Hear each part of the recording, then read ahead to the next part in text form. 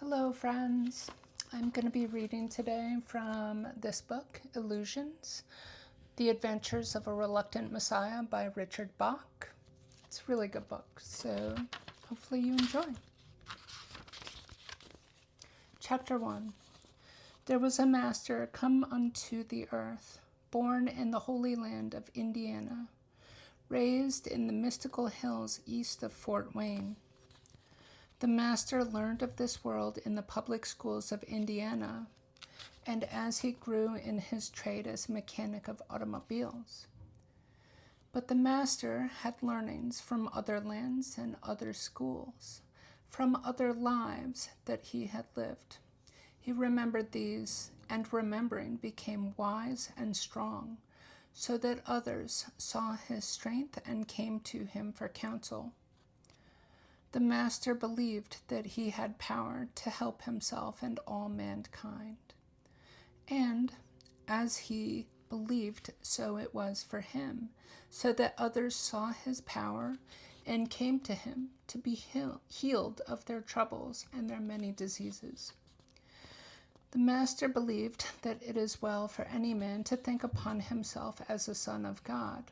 And as he believed, so it was, and the shops and garages where he worked became crowded and jammed with those who sought his learning and his touch, and the streets outside with those who longed only that the shadow of his passing might fall upon them and change their lives. It came to pass, because of the crowds, that the several foremen and shop managers bid the master leave his tools and go his way, for so tightly was he thronged that neither he nor other mechanics had room to work upon the automobiles. So it was that he went into the countryside, and people following began to call him Messiah and worker of miracles, and as they believed, it was so. If a storm passed as he spoke, not a raindrop touched a listener's head. The last of the multitude heard his words as clearly as the first, no matter lightning nor thunder in the sky about. And always he spoke to them in parables. And he said unto them, within each of us lies the power of our consent to health, and to sickness, to riches, and to poverty, to freedom and to slavery. It is we who control these and not another. A millman spoke and said, easy words for you, master, for you are guided as we are not, and need not toil as we toil. A man has to work for his living in this world. The master answered and said, once there lived a village of creatures along the bottom of a great crystal river. The current of the river swept silently over them, all young and old, rich and poor, good and evil, the current going its own way, knowing only its own crystal self. Each creature in its own manner clung tightly to the twigs and rocks of the river bottom, for clinging was their way of life, and resisting the current what each had learned from birth. But one creature said at last, I am tired of clinging. Though I cannot see it with my eyes, I trust that the current knows where it is going. I shall let go and let it take me where it will. Clinging, I shall die of boredom. The other creatures laughed and said, fool, let go, and that current you worship will throw you tumbled and smashed across the rocks, and you will die quicker than boredom. But the one heeded them not, and taking a breath, did let go, and at once was tumbled and smashed by the current across the rocks. Yet in time, as the creature refused to cling again, the current lifted him free from the bottom, and he was bruised and hurt no more. And the creatures downstream, to whom he was a stranger, cried, See, a miracle, a creature like ourselves, yet he flies. See the Messiah come to save us all. And the one carried in the current said, I am no more Messiah than you. The river delights to lift us free, if only we dare to let go. Our true work is this voyage, this adventure. But they cried the more, Savior, all the while clinging to the rocks. And when they looked again, he was gone, and they were left alone making legends of a Savior.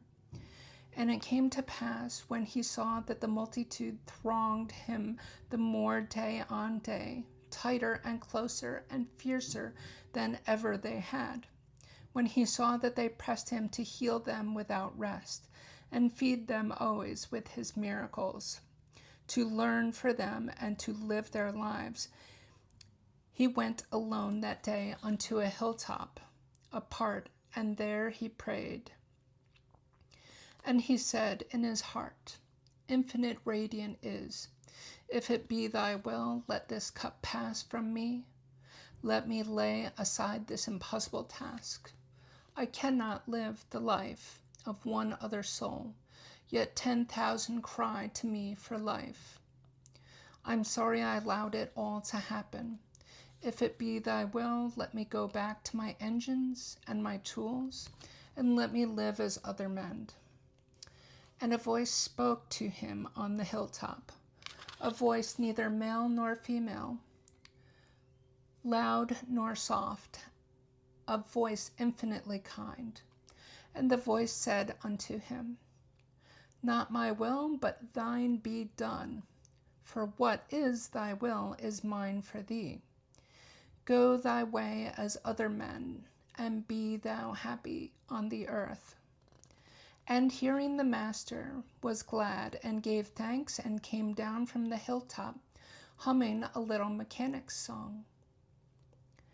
And when the throng pressed him with its woes, beseeching him to heal for it, and learn for it, and feed it nonstop from his understanding, and to entertain it with his wonders, he smiled upon the multitude, and said pleasantly unto them, I quit. For a moment the multitude was stricken dumb with astonishment. And he said unto them, If a man told God that he wanted most of all to help the suffering world, no matter the price to himself, and God answered and told him what he must do, should the man do as he is told? Of course, master, cried the many, it should be pleasure for him to suffer the tortures of hell itself, should God ask it. No matter what those tortures, nor how difficult the task? Honor to be hanged, glory to be nailed to a tree and burned, if so be that God has asked, said they. And what would you do, the master said unto the multitude, if God spoke directly to your face and said, I command that you be happy in the world as long as you live? What would you do then? And the multitude was silent. Not a voice, not a sound was heard upon the hillsides, across the valleys where they stood. And the master said unto the silence, In the path of our happiness shall we find the learning for which we have chosen this lifetime. So it is that I have learned this day, and choose to leave you now to walk your own path as you please. And he went his way through the crowds and left them, and he returned to the everyday world of men and machines. It's the end of chapter 1, Illusions, The Adventures of a Reluctant Messiah by Richard Bach. Excellent book. Thank you so much for listening.